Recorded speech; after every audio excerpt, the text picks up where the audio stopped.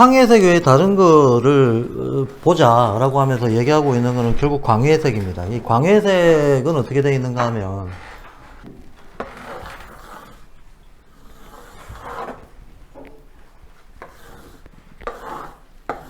세 개로 제시를 해요. 우리가 알고 있는 빨판호입니다. 빨판호인데 노란색, 파란색, 빨간색 이렇게 되어 있습니다.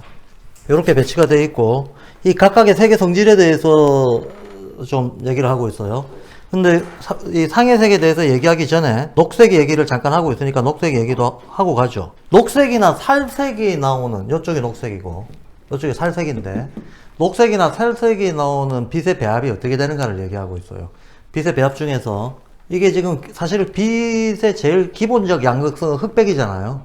흑백이니까 그 중에서 이제 흑백 중에서 요 백색 바탕에다가 광회색 중에 두 개에 해당하는 노랑하고 파랑하고 섞어버리면 녹색이 나온다 그래요. 노랑 파랑 섞으면 녹색이 나온다. 흰색 바탕 위에, 정지된 흰색 바탕 위에 라고 얘기를 합니다. 정지된, 이게 또 중요합니다. 정지됐다. 가만히 있는 흰색 바탕 위에서 해야지. 거꾸로 살색은 이 흑백 두 개를 막 움직여. 이 두 바탕을 막 운동을 시킨 다음에 그 위에다 빨간색을 살짝 올리면 살색이 나온다 그래요. 그러니까 살색은 굉장히 동적인, 그죠? 이 광해 색깔 동적인 게 들어갔을 때 오히려 나오는 색이에요. 그런데 녹색은 이게 가만히 정지시킨 흰 바탕 위에서 요 두 개를 결합시키면 녹색이 나온다. 그래서 녹색은 성질 자체가 얘가 바탕색으로서는 굉장히 안정된 색깔이다라는 거예요. 녹색은 기본적으로 아주 안정된 색깔이고 어떤 경계면 같은 것들을 정확하게 잡으려고 하는 색깔이다. 반면에 이쪽 방면의 색깔들은, 자, 이게 아까 살색은 고요하다 그랬는데, 그죠? 그거는 녹색 바탕 위에 있을 때 고요하게 보인다는 거지. 살색 그 자체는 따뜻한 성질입니다. 따뜻한 성질이고, 이 광해색의 기본 성질에 대해서 뭐라고 얘기하는가 하면, 색의 본질이, 색이 가지고 있는 운동의 방향성이, 얘는 막 퍼져나가려고 한다는 거예요. 막 방사하려고 한다. 근데 얘는 막 수축되려고 한다는 거예요. 안으로 기어 들어가려고 한다. 그러면 이게 두 개가 양극단이잖아요. 그럼 중간값이 있어야 될 거 아닙니까? 얘가 중간이라는 거예요. 얘가 중간이다. 그래서 빨간색이 조금 이제 모순이 있습니다. 그럼 우리가 그럼 빨간색이 안정됐다는 건데, 근데 그 아까 빨간색은 열심히 운동한다. 그리고 화라고 하는 걸 생각해 보더라도 퍼져나간다. 근데 얘는 이게 자기 존재를 정확하게 추정하면서 이게 막 아래 위로 상하좌우로 입체적으로 운동하는 게 아니고 안으로 침잠하듯이 쓱 번져나간다라고 하는 식으로 설명을 하고 있어요. 자기 자리를 지키면서 안으로 쓱 침잠하듯이 번져나가는 성질을 가지고 있다. 근데 어쨌든 얘는 방사를 하는데 이 두 개는 다 적극적으로 바깥으로 안으로. 그래서 얘네들을 그릴 때 다르게 그려줘야 된다라고 얘기를 합니다. 그래서 그거는 제가 이 그림을 못 실었는데요. 책에 있습니다. 노란색을 그릴 때는 이렇게 그려야 된다는 거예요. 보면 안에 빨간색이 들어가 있죠. 빨간색이 들어가 있어가지고 빨간색은 중간값이니까 안정되잖아요. 그리고 바깥으로 이제 노란색을 그리는데 노란색이 요 빨간색에 가까운 부분일수록 짙게 그린다는 거야. 요 먼 쪽일수록 얇게 그린다는 거죠. 이렇게 그리는 걸 일부러 이렇게 그려서 이렇게 보이는 게 아니고 원래 노란색 자체가 바깥으로 방사하는 어떤 힘을 가지고 있는 색깔이기 때문에 노란색이 바깥으로 방사하는 힘을 가지고 있는 색깔이기 때문에 이게 왜 그럼 또 바깥으로 방사하는 힘을 가지는가? 그건 뒤에 나옵니다. 노란색은 영의 빛남이다 라고 얘기를 해요. 영의 빛남이다. 영의 색깔은 백색이잖아요. 그죠? 그래서 노란색이 바깥으로 이렇게 쭉 나가면서 만나는 건 백색에 의해 가지고 쫙 옅어지면서 바깥으로 방사하는 느낌을 주게 되거든요. 그래서 노란색은 이렇게 그리는 게 색의 본질에 맞게 그리는 거다라는 거야. 노란색을 그릴 때는 반드시 이렇게 그려라 라는 겁니다. 거꾸로 파란색을 그릴 때는 바깥을 뚜렷하게 그리고 안으로 들어올수록 이렇게 그리라는 거예요. 10개. 안으로 들어올수록 10개. 그럼 안으로 이렇게 쑥 들어오는 느낌이 나잖아요.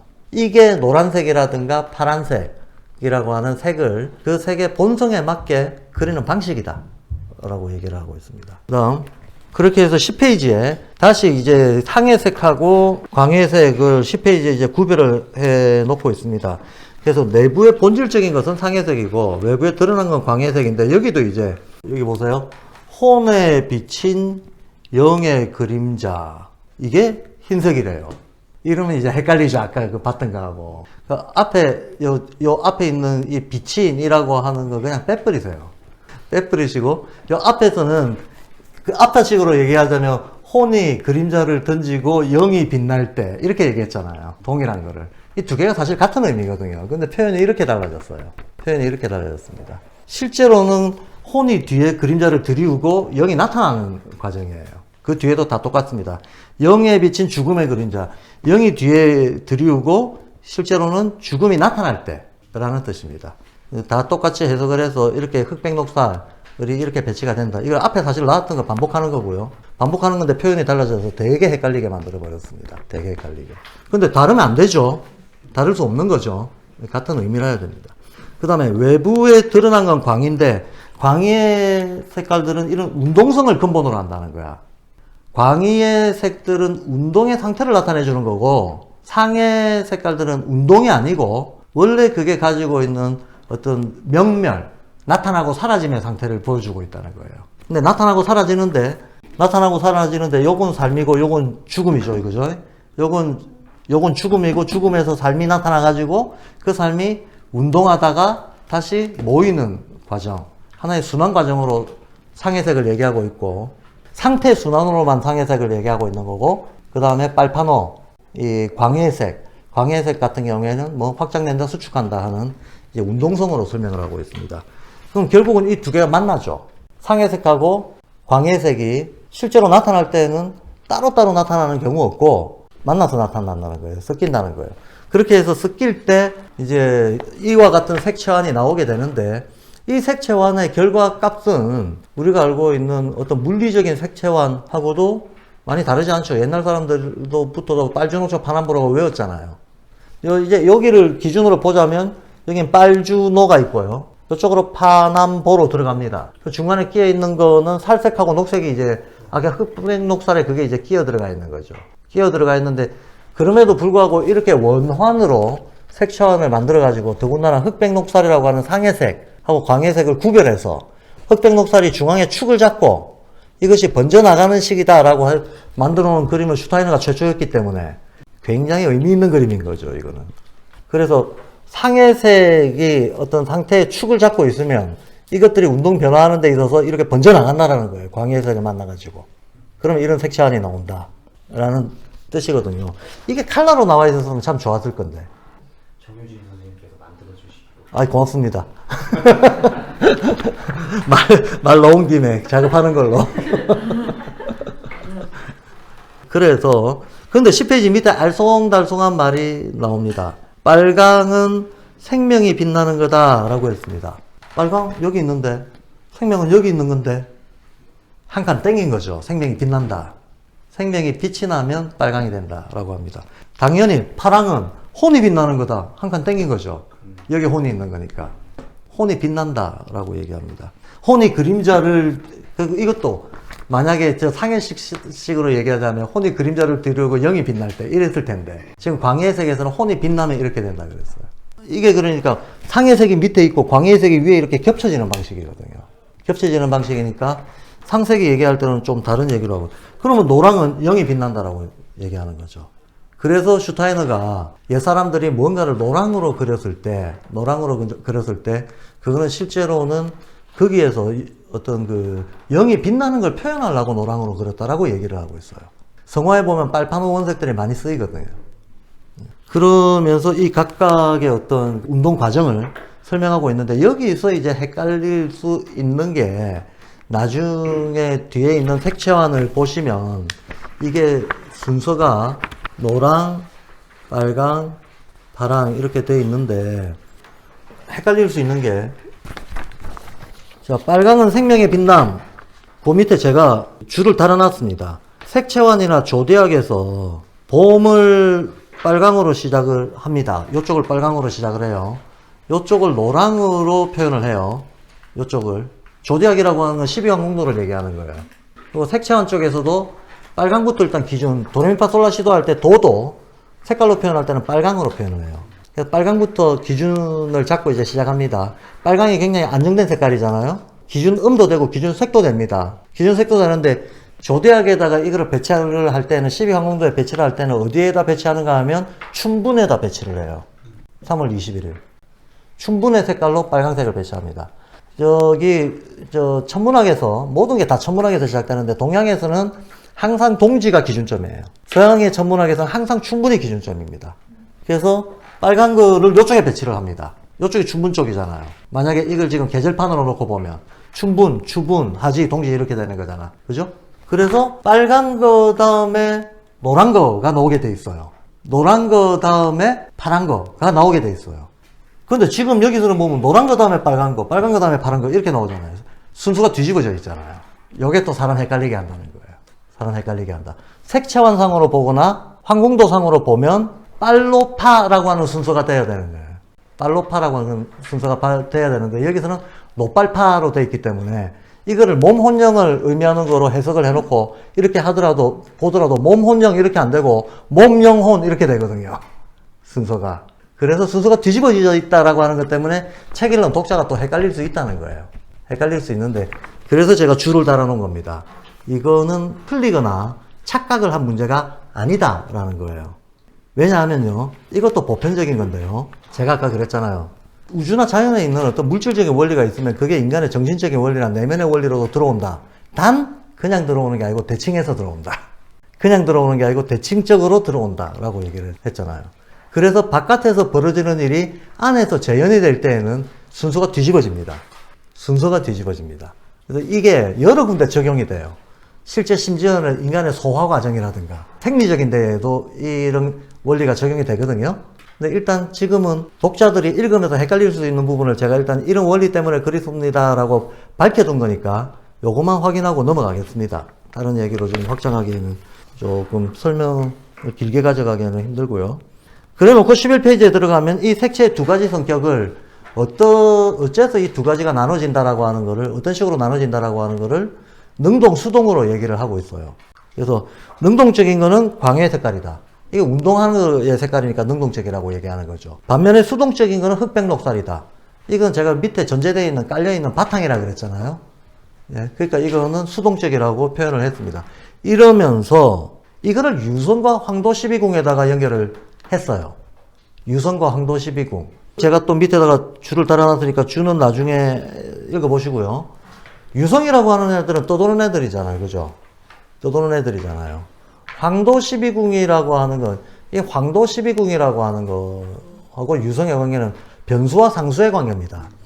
유성은 변하는 것들이고 황도 12궁은 안 변해요. 규칙적으로 똑같아요. 근데 황도 12궁 하니까 12개인 것 같죠? 실제로는 행성상으로는 이거는 태양값만 얘기하는 거잖아. 황도라는 것 자체가 태양이잖아요. 태양이 가는 길에 그 가는 길, 그걸 궁이라고 하는 거예요. 그러니까 12황궁도라고 얘기하죠. 이건 그냥 태양이 가는 길이야. 여기서 작용하고 있는 태양 하나뿐이에요. 다만 우리가 실제로 점성술이나 천문학에서 쓸 때에는 그 태양이 그 자리를 지나갈 때 거기에 뜨는 별들이 뭐냐, 이걸 이제 보는 걸로 조대학이 형성이 돼 있죠. 그러니까 우리가 이걸 평면적으로 보다 보면 개자리, 양자리, 염소자리, 사수자리 이러면 그 별자리들을 자꾸 떠올려요. 그 별자리는 부수적인 거고 오히려 태양이 지금 기준점에서 30도가 나 60도가 나 이게 훨씬 더 본질적이라는 거를 알아야 된다는 겁니다. 그러면 태양이 의미하는 바는 뭡니까? 두 가지 점에서 태양은 상수죠. 태양은 모양이 전혀 안 변하죠. 달만 하더라도 모양이 상현달, 하현달, 금음달, 보름달 식으로 왔다 갔다 변하는데 태양은 모양이 변하지 않죠. 그 다른 오행성에 비해서도 다른 오행성들은 어떤 때는 나타났다 어떤 때는 작용이 사라졌다 그러는데 왔다 갔다 하는데 태양은 늘 있거든. 그러니까 태양 자체가 상수를 뜻하는 거예요. 또 황도 12궁의 이 규칙적인 질서, 이 배치 이것도 안 변하죠. 양자리하고 개자리하고 자리를 바꾼다 이런 일이 없다는 거야. 이 궁은 고정된, 말하자면 이게 뭐 적당한 비유인지 모르겠지만 고속도로예요. 고속도로 그냥. 고속도로예요. 근데 이 고속도로 위에 아반떼가 지나갈지 트럭이 지나갈지 그건 그때그때 다르잖아요. 이게 유성들입니다. 태양 그 자체는, 황궁 이거 자체는 정해진 길이라는 거예요. 정해진 길이고 정해진 길을 어떤 항상성을 대변하는 태양이 가고 있다. 황도 12궁은 상수의 역할을 한다. 상수의 역할을 한다. 바탕의 역할을 한다는 거예요. 반면에 유성들은 실은 유성뿐만 아니라 행성까지 포함해야 돼요. 행성을 포함한 유성들은 그 위에서 어떤 교체를 해가면서 다른 변화를 일으킨다. 라고 해서 유성과 황도 12궁의 관계를 얘기를 해놨습니다.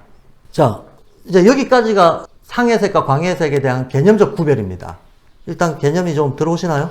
그러면 유성이 광희의 색이고 그렇죠. 황도 12궁이 그렇죠. 상의 색이고. 그렇죠. 바로 이 지점 때문에 이 황도 12궁을 색깔로 표현한 게 맨 뒤에 붙어 있는 이 색채환이거든. 이 색채환의 어떤 운동 순서하고 안 맞다라고 제가 얘기한 거예요. 근데 안 맞는 걸 이상하게 생각하지 마시라는 거예요. 이거는 우리 마음에서 드러나는 작용을 얘기하는 겁니다. 그리고 황도 12궁에 표시된 거는 자연의 순환 어떤 순서를 얘기해 놓은 겁니다. 그러니까 순서가 거꾸로 돼 있어요. 서로 대칭적으로 거꾸로 뒤집어지게 돼 있다는 겁니다.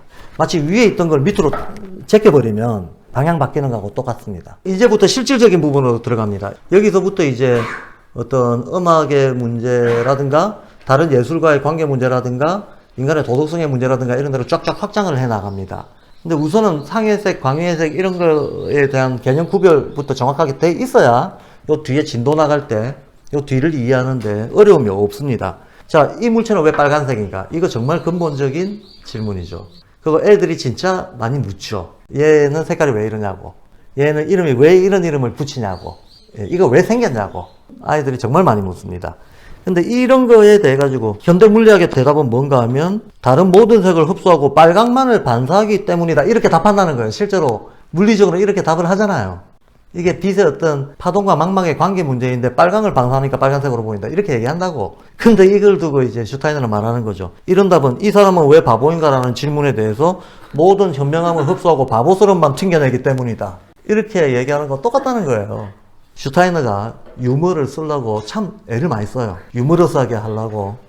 우리 기준으로 보면 아재 개그 같은 것도 많이 하고. 근데 어쩌다가 한 번씩 적절한 게 나오는데 이게 꽤 적절하죠. 최근에 얼마 전에 저희 딸내미가 한 달에 생리를 한 번 해야 맞는데 막 두세 번 한대. 그럼 이게 지금 뭔가 불균형이 생긴 거잖아요. 그래서 병원에 갔다 왔대. 그래, 병원에서 뭐라대? 라고 물어보니까 무슨 다낭 정후군이래요. 한마디로 다낭 정후군. 제가 처음 듣는 용어인데 말을 가만히 생각을 해보니까 아, 난자가 많이 나온다는 얘기네. 그렇잖아요. 그러면 지금 난자가 많이 나와서 찾아갔어요. 이 원인이 뭡니까? 그러니까 난자가 많이 나오는 병이에요. 이렇게. 이게 무슨 원인이에요, 이게. 이런 식이라는 거죠. 이런 식이라는 거죠. 이 사람 바보인데 이 사람이 왜 바보입니까? 그러니까 바보스러움을 보이니까 바보다. 이렇게 얘기했다는 거예요, 지금. 이게 무슨 인과관계가 성립이 안 되잖아. 우리가 이런 데 되게 많이 쏘가요. 그렇죠? 동어 반복에 불과한 거야, 동어 반복. 동어 반복에 불과한 거 명칭만 이상하게 붙여놓고 동어 반복하고 있는데 이거를 무슨 인과관계 아는 것처럼. 아니, 그러니까 왜 다낭이 왜 되냐고 지금 그걸 물으러 갔는데 다낭증이라고 이름만 얘기하더라고. 왜 잠이 와요? 한데 식곤증입니다. 똑같은 왜 잠이 와요? 식곤증입니다. 그렇죠. 근데 참. 제가 제 자식도 마음대로 못하는 게, 야, 병원에 가지 말고 아빠한테 와라, 고쳐줄게 하면 오겠어요? 안 오겠어요?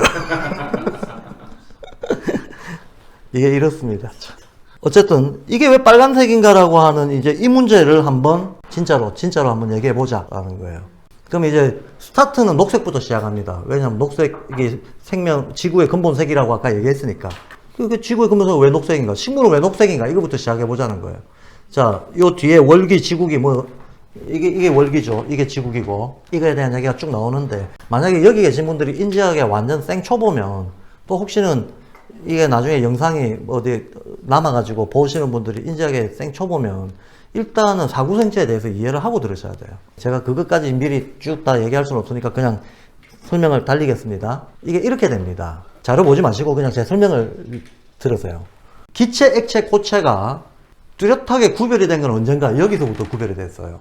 달기가 지나고 나서부터 기체, 액체, 고체가 뚜렷하게 구별이 됐다는 거죠. 그러면 고체라고 하는 놈이 있어야 뭐든지 형태가 고정이 될 거 아닙니까? 돌은 돌이요, 식물은 식물이요, 동물은 동물이요, 라고 하는 것들이 형태가 고정이 돼야 식별이 된다는 거예요. 그럼 우리가 형태를 식별할 수 있는 모든 것들은 여기서 나온 거예요. 요 뒤로. 착각하지 말아야 될 게 우리가 보통 사고생체 이런 거 배치할 때 광물, 식물, 동물 이렇게 그냥 써놓거든요. 그럼 이때 광물이 있었다고 생각해. 광물이 없었어요, 이때. 광물이 없었습니다. 이 의미는 지금 지구기의 우리 인간 기준으로 봤을 때 오늘날 광물로 보이는 것에 원질적인 게 이때 있었다 그 말이에요. 그 말일 뿐인 거지 실제 이때 있었던 것은 동물, 식물, 광물의 구별, 액체, 고체, 기체도 구별할 수 없는 가스덩어리밖에 없었다는 거예요. 초성기 때는. 구별 안 되는 가스덩어리만 있었다는 겁니다. 그럼 이때 식물이 있었겠습니까? 아니에요. 우리가 말하는 식물 이때 안 태어났어요. 우리가 아는 모든 생명체는 이때 다 태어납니다. 형태 있는 모든 것들은. 일단 이거부터 알아야 됩니다. 이때 식물 없습니다. 왜 식물 없다고 얘기하는 거면 요때는 1차 태양계에 의해서 1차 구별이 일어났을 때인데 이 1차 구별 때는 기체하고 액체 구별이 일어났어요. 식물만 해도 고체성이 있어야지 식물이라고 할 거 아닙니까? 고체성이 없으니까 이때 식물 없는 거지 뭐. 우리가 아는 생명체들은 없어요 이때는. 우선 요거부터 이해해야 됩니다. 그래서 바로 이 지점을 사구성체를 어떤 도표로 외운 사람들은 이걸 모르는 채로 단순 대입을 하니까 다 틀려요 막. 절대로 도표로 외우면 안 됩니다. 전체적인 어떤 변화 과정들을 명확하게 이 과정 프로세스 자체를 이해하고 있어야 돼요. 그럼 여기 와서 동식물이 다 생깁니다. 한꺼번에 다 생기는데 이제 식물 기준으로. 근데 여기 와서 2차 분화가 일어나잖아요. 이때 태양과 지구가 분리되면서 열이 식어 냉각되는 1차 분화가 일어났고 한 번 더 달과 지구가 또 분리되면서 2차적으로 분화가 되면서 지구는 더 냉각이 됐고 더 냉각됨으로써 형태 분화들이 뚜렷해졌거든요. 열기로 꽉 차 있을 때는 형태 분화가 안 돼요. 식으면 액체 기체 분화되고 더 식으면 액체 기체 고체가 분화되는 거예요. 근데 조심해야 됩니다. 지구 자체는 뜨거워지고 있지만 우주적으로 볼 때는 식는 겁니다. 우주에서는 이게 분화가 일어나면서 식어가는 현상인데 지구에서는 이 냉기를 우주적 냉기를 이겨내기 위해서 열을 더 내요 막. 그래서 우리 머릿속에 그때 화산 폭발하던데 그걸 왜 냉각기라 그래? 이런 이미지가 자꾸 겹쳐져서 혼란이 가중이 되는 거거든요. 자, 여하튼 여기서는 기체, 액체, 고체가 이제 분화가 되면서 요때 식물이 생기는데요. 식물이 생기는 거, 식물의 성장, 모든 생명의 성장은 근본적으로 뭐하고 관련이 되어 있는가 하면 성장이라고 하는 건 이렇게 쭉 늘어나는 거잖아. 늘어나는 건 전부 달하고 관련이 되어 있어요. 달하고. 보름달이 뜰 때가 어느 때인가? 달이, 여기, 해가 여기 있어요. 얘가 까만 애니까 얘가 달이라고 해볼게요. 얘가 지구입니다. 얘가 태양이에요. 불이니까. 그러면 달이 이렇게 지구를 뺑뺑 돌 거 아닙니까? 도는 거에 따라 가지고 태양이 여기 있는데 태양빛이 이렇게 지구를 비추고 있는데 달이 어느 지점에 있는가에 따라서 얘가 상현달로도 보이고 보름달로도 보이고 금음달로도 보이는 거잖아요. 그럼 언제 달이 보름달로 보이는가 하면 여기 있을 때 보름달로 보여요. 금음달로 보일 때는 여기 있을 때 금음달로 보여요. 그렇죠? 이쪽은 상현 하현이죠. 이건 초등학교 교과서에 나오지 않나요? 모르는 사람들이 많더라고. 근데 어려워서 중학교로 옮긴 걸로. 그래요? 네, 원래는 있었어요. 여기 다 중학교 나왔잖아, 근데. 그러면 이제 달이 이쪽에 있을 때 보름달입니다. 이쪽에 있을 때 금음달입니다. 이쪽에 있을 때 보름달입니다. 보름달 지나고 나면 식물이 확 커요. 특히 보름달 때 비라도 왔다 그러면 확 큽니다. 그 다음날 잡초 뽑아야 됩니다. 왜 그러냐?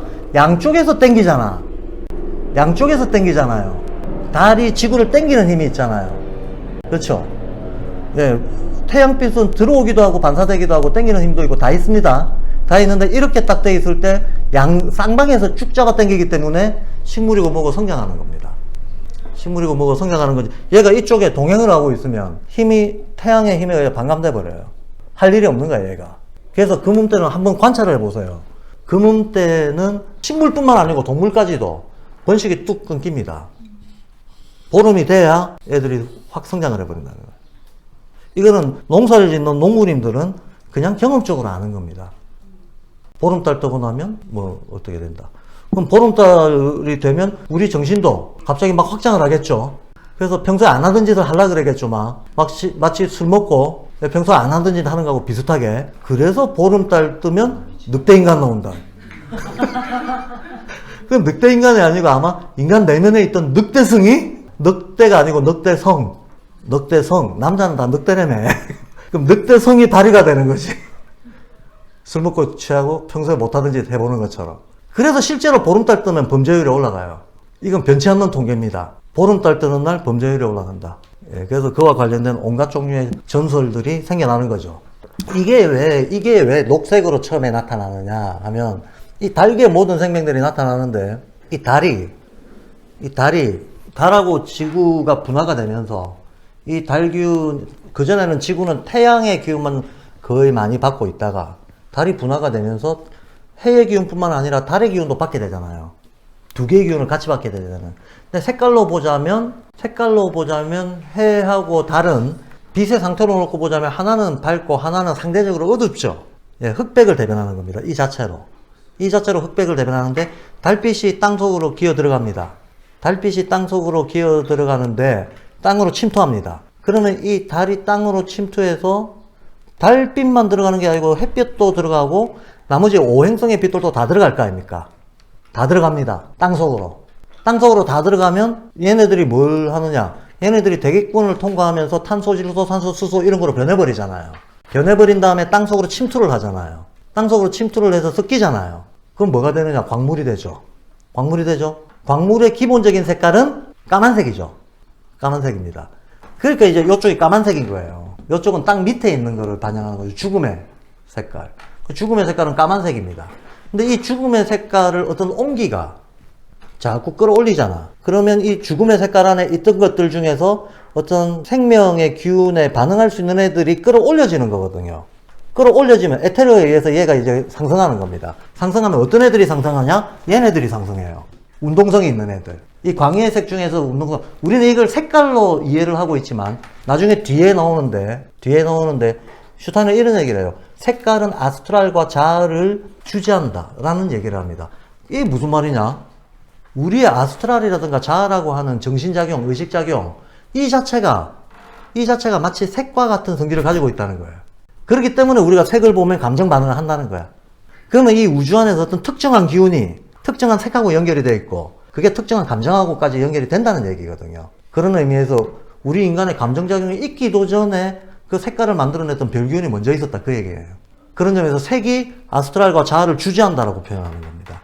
이해되시죠? 색 그 자체가 별기운과 색이 등가다라고 보는 거죠. 등가다라고 보면 주재한다라고 하는 표현을 이해할 수가 있습니다. 자, 그러면 온갖 그 빛들이 땅속에 들어가서 뭉치면 처음엔 까만 빛이에요. 근데 온기에 의해서, 즉 에테르입니다. 에테르라고 하는 빛 전달자거든, 열 전달자거든. 온기에 의해 가지고 얘가 상승하기 시작합니다. 상승을 할 때는 운동에 반응하는 색들이, 기운들이 상승하게 됩니다. 운동에 반응하는 운동성 있는 애들은 얘네들 둘이에요. 맞죠? 그럼 얘네들 둘이 땅 밑에서부터 쭉쭉쭉쭉 파란색, 노란색이 올라와요. 올라와가지고 지상으로 이렇게 나올 때는, 어떤 사물을 매개로 해서 나올 때는 흩어져서 나오는 게 아니고 합해서 나올 거 아닙니까?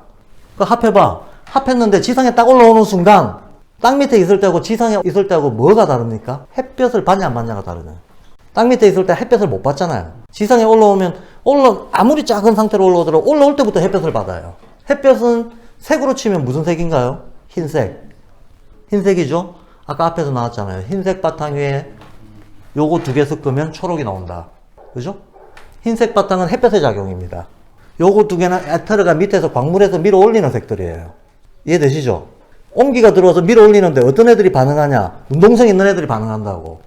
그러니까 운동성 있는 애들이 반응하지. 얘네들 둘이가 위로 쭉쭉쭉쭉 땅으로 뜹니다. 또 올라와가지고 바깥으로 나와서 햇볕을 받는 순간 초록색이 돼버리는 거야. 녹색이 된다는 거야. 그러면 간단히 말해서, 그럼 땅에 있을 때는 녹색이 아니죠? 땅에 있을 때 무슨 녹색입니까? 뿌리가 녹색인 거 봤습니까? 식물 뿌리가 녹색이든가요? 녹색 아니잖아요. 흑색이지. 씨앗은 녹색 아니잖아요. 녹색인 씨앗도 있지만, 그럼 검정콩은 뭐야?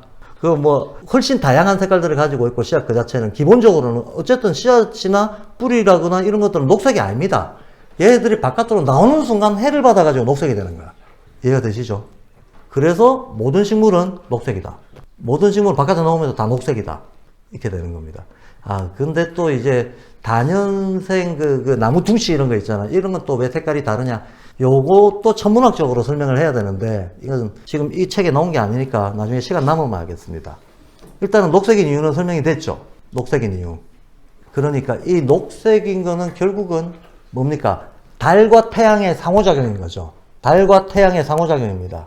달기에 의해 가지고 식물이라고 하는 놈이 생겨서 달빛이 땅 속에 다른 행성들의 빛과 함께 들어가서 섞여 가지고 검은색을 이루고 있다가 어떤 온기에 의해서 위로 뜨고 바깥에 나오면서 해를 받아 가지고 녹색이 됐다, 이런 논리예요. 어쨌든 슈타인은 이렇게 설명했습니다. 드디어 우리는 애들이 엄마 왜 풀이 녹색이 돼 가지고, 지금 제가 말한 대로 하면 애들이 못 알아듣겠지만 하여튼 설명을 할 수는 있게 됐어요.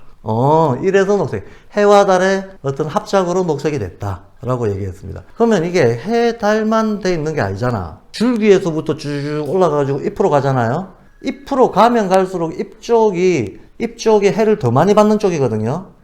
그러니까 녹색이 더 강해집니다, 잎 쪽까지는. 그런데 꽃이 피면 얘가 빨판호가 막 나오잖아요. 이건 뭐냐 하는 거죠. 왜 어떤 꽃은 파랗고 어떤 꽃은 빨갛고 하는 거죠. 얘네들은 오행성의 기운들이 안에 잠겨져 있던 애들이 이제 터져 나오는 거예요. 오행성의 기운들이 터져 나오는 겁니다. 그럼 해달은 상수니까 씨앗부터 시작해서 줄기 잎까지 상수인 녹색으로 쭉 같이 가요. 그런데 어느 행성의 영향을 받았는가는 다 다르잖아요, 식물마다. 이 다른 게 최종적으로 나중에 꽃을 통해 가지고 표현이 돼요. 그래서 우리가 잎을 보고는 얘가 어디에 영향을 받았다, 잎을 보고는, 색을 보고는 알 수가 없어요. 그러나 형태를 보고는 알 수가 있습니다. 화성 영향을 많이 받으면 뾰족해지고 좀 고추 썩게 되고, 목성이나 화성 영향을 많이 받으면. 이건 또 왜 그러냐 하면 목화토 세 개 있죠. 내행성, 외행성이 있잖아요, 지구를 기준으로. 그럼 태양이 이쪽에 있다, 지구가 이쪽에 있다. 그럼 이쪽에 있는 애들이 외행성이고 이쪽에 있는 애들이 내행성인데, 외행성에 있는 애들이 멀리 있잖아요. 멀리 있는 애들이 지구에 와서 박힐 때 깊이 박혀요.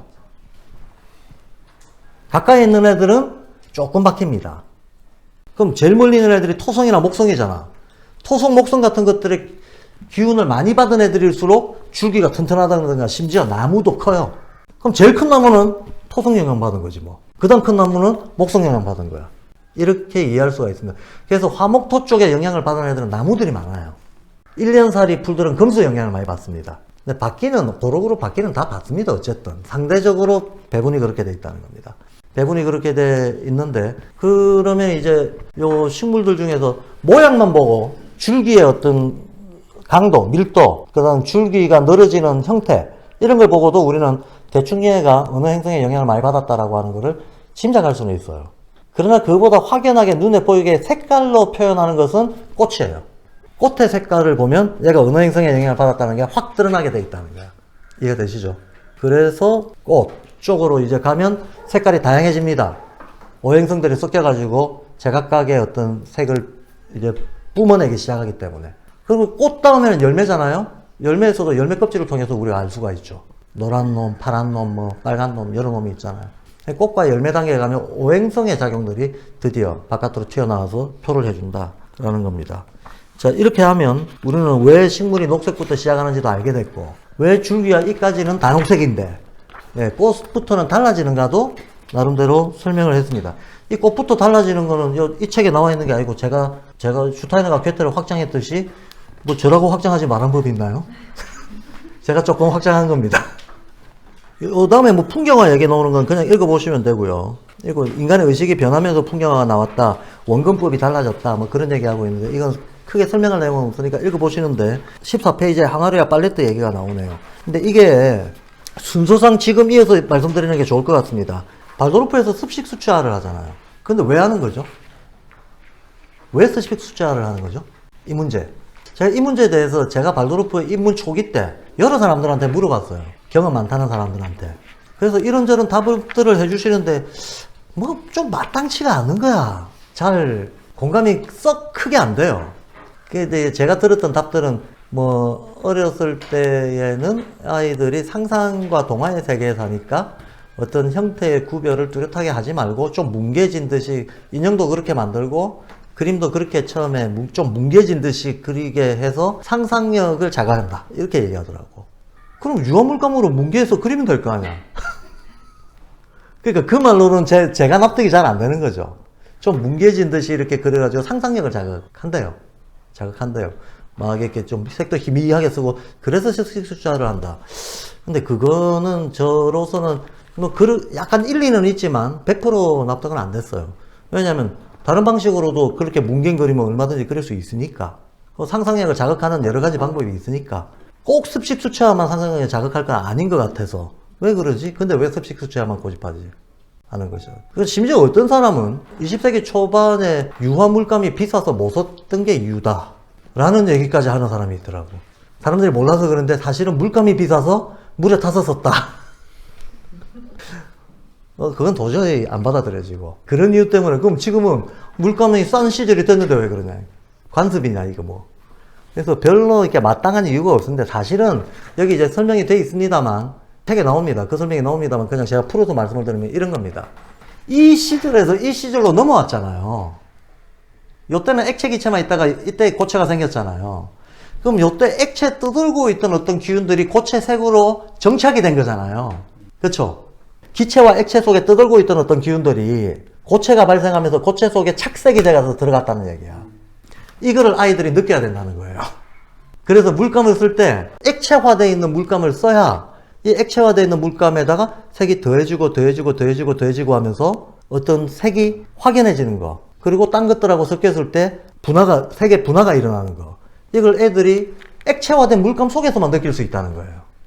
이해되시나요? 파레트 같은 경우에는 이미 고체잖아, 얘가. 파레트의 유화 물감 같은 경우에는. 그쵸? 파레트 자체가 이렇게 돼 있으니까, 물론, 그것도 액체 성분이 있지 않냐. 그거, 뭐, 그렇게 말하면 액체 성분이 조금은 있지만, 상대적으로 볼 때, 파레트는 물을 많이 못 담잖아. 항아리는 여기 항아리라고 나오거든요. 항아리에다 물감 풀어서 쓰라 그러거든. 항아리는 물을, 완전히 물동이지 뭐. 물동에다가 물감 풀어서 쓰는 거 같은 효과가 넣을 수가 없죠, 파레트가. 그에다가 유화라고 하는 것 자체가 기름 덩어리에다가 이게 이미 고체화 돼 있잖아, 이게. 찍어서 하면, 얘를 찍어서 그림을 그리면 아무리 어떤 명암 효과를 줘가지고, 어떤 액체스러운 걸 표현했다 하더라도 이 재질 자체가 이미 고체라는 거야, 상대적으로. 그래서 심지어는 슈타이너는 파레트의 유화 쓰는 거는 유물론적인 회화라 그래요. 유물론적인 회화다. 영적인 회화가 아니다. 슈타이너가 늘 영적이라고 얘기할 때는 우주의 어떤 순환 변화사를 반영하는 걸 영적이라 그래요. 그럼 아이들이 그림에 접근할 때에도 실은 이 시기부터 접근해라는 거야. 색이란 무엇인가, 어디서부터 나왔는가를 느끼려면 반드시 액화 물감을 가지고, 액체화된 물감을 가지고 그거를 덧칠하고 하는 과정에서 실제의 액체 상태에서 고체 상태로의 착색이 어떻게 됐는가를 저절로 알아갈 수 있게 된다는 거야. 만약에 그렇다고 한다면, 만약에 제가 들었던 대답, 애들의 상상력을 자극하기 위해서 습식 수채화를 합니다. 그럼 크면 안 하면 되겠네. 상상력 증폭하던 시기가 사춘기 지나면 지나갈 거 아닙니까? 그러면 뭐 어른이 돼서는 습식 수채화 안 하고, 즉 고학년 돼서는 습식 수채화 안 하면 되겠네. 가 아니라는 거예요, 그러니까. 발도르프 계통에서 습식 수채화는 나이대의 문제가 아니라 세계 본질에 접근하는 하나의 전략적 어떤 방편이라는 거야. 이해가 되시죠? 그래서 습식 수채화의 의미가 다른 이유가 아니라 실제로는 색이 가지고 있는 영적인 그 색의 탄생과 분화를 이 물감을 사용하는 과정에서 알아갈 수 있도록 그렇게 조치를 한 게 습식 수채화다라고 하는 거예요. 그 얘기가 여기에 설명이 돼 있더라고요. 슈타이너 이미 다 말했는데 왜 사람들이 그걸 잘 인식을 못했을까요? 그 다음 앞으로 넘어가서 그러면 이러한 상해색이 생명 없는 대상과만 어떻게 관계하는가? 생명 없는 대상이라고 하는 거는 생명체는 식물동물 아닙니까? 식물동물. 생명 없는 대상은 이 모든 물건들이죠. 이 모든 물건들을 그릴 때 어떻게 해야 되냐라는 거예요. 어떻게 해야 되냐라고 할 때, 자, 결국 상과 광의를 한번 봅시다. 이쪽으로 가면 갈수록 광의가 센 거잖아요. 이쪽으로 가면 갈수록 활달하고 활기가 있는 거잖아. 뭔가가 빛나려면 이쪽으로 가야 밝죠. 이쪽으로 가면 어둡잖아요. 물체성이 강하면 강할수록 실은 상에 가까운 거고, 운동성이 강하면 강할수록 광휘에 가까운 거죠. 그러니까 식물보다 동물 같은 애들이 더 광휘스러운 거지. 광물보다는 식물 같은 애들이 더 빛을 뿜는 거죠. 빛을 뿜는다. 이게 표현 단지 수소학의 문제가 아닙니다. 우리는 어차피 다 빛의 이합집산으로 만들어진 존재들이잖아요. 광물, 식물, 동물, 인간 전부 다 빛의 이합집산이라는 거야. 어떤 식으로든지 간에. 그래서 다들 빛을 뿜어내는데 그 빛을 뿜어내는 정도가 다 다르다는 거예요. 그럼 사람이 빛을 많이 뿜을까요? 아니면 동물이 빛을 많이 뿜을까요? 아니면 식물이 빛을 많이 뿜을까요? 사람이 빛을 많이 뿜을까요? 이런 걸 얘기할 수 있어야 된다는 거예요. 결과적으로는 사람이 빛을 최대치로 뿜어내는 존재입니다. 최대치로. 그러면 이런 거죠. 원리가. 빛을 많이 뿜어내는 존재를 그릴 때는 얘가 빛은 이미 충분히 뿜어내요. 빛은 그릴 필요가 없는 거예요. 얘가 빛덩어리이기 때문에 빛을 충분히 뿜어내고 있기 때문에 얘는 상만 그리면 되는 거예요. 그럼 거꾸로 빛을 하나도 못 뿜는 애들이 있잖아. 광물 같은 애들입니다. 얘들을 어떻게 그려야 되냐? 얘들은 상덩어리이기 때문에 빛으로만 그려야 돼. 광의를 잔뜩 묻혀줘야 된다는 거예요. 이해되시죠? 그러면 식물은, 동물은 하면서 우리가 동물을 그릴 때는 어떻게 하고, 식물을 그릴 때는 어떻게 하고, 사람을 그릴 때는 어떻게 한다라고 하는 원칙이 14페이지에 정리가 되어 있습니다. 무생물을 그릴 때는 그 무생물의 형태, 이게 상이거든요. 형태는 뭐 대충 그려도 된다. 형태를 중심으로 그리려고 하지 말고, 얘가 어차피 지금 광의가 없어서 표현이 잘 안 되기 때문에 잔뜩 광의의 색을 가지고 그려주라는 거예요. 형태는 좀 뭉개져도 되니까, 오히려. 그런데 반면에 식물을 그릴 때는 상을 그리고, 일단은 상을 안정시켜 놓고 여기다가 살짝 빛을 올려주라는 거예요. 그런데 식물보다도 더 빛을 많이 내는 동물을 그릴 때는 거꾸로인 거죠. 그래서 식물을 그릴 때하고 동물을 그릴 때하고 순서가 다르다는 거야.